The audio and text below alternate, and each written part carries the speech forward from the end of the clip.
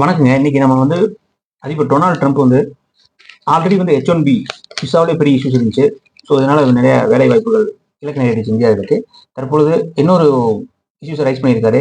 வாய்மொழி உத்தரவாக வந்து அந்நாட்டினுடைய அலுவலகத்துக்கு தெரிவிச்சிருக்காரு. நியூஸ்ல வந்திருக்கு. என்ன சொல்றாருன்னா, நீரிழிவு நோய் மற்றும் உடல் பருமன் அதிகமாக உள்ளவங்க, சுவாசத்துல பிரச்சனை உள்ளவங்க மற்றும் கிட்னில டயாலிஸ் போன்ற பெரிய இஷ்யூஸ் உள்ளவங்க எல்லாம் அமெரிக்காவுக்கு விசா அப்ளை பண்ணும்போது அந்த அதிகாரிகள் ஸ்க்ரூட்டினைஸ் பண்ணணும் அப்படின்னு சொல்லி புதுசாக வாய்மொழி உத்தரவு சொல்லியிருப்பதாக தகவல் சொல்லியிருக்காங்க. இது போன்ற அடிக்கடி உத்தரவு அவர் வந்து தெரிவிச்சிருக்கிறதுனால ஸோ இந்தியர்களுக்கு மிகப்பெரிய பாதிப்பு தான் அப்கமிங் டேஸ்ல. ஸோ அதேமாரி அமெரிக்காவுக்கும் ஒரு டிராபேக் தான். ஸோ இதனால நம்ம என்ன பண்ணணும்னா, உடல் பருமனை குறைக்கணும். ப்ளஸ் வந்து நீரிழிவு நோய் இல்லாதவங்க மட்டும்தான் அமெரிக்காவுக்கு செல்ல வேண்டிய சூழ்நிலை ஏற்படுகிறது.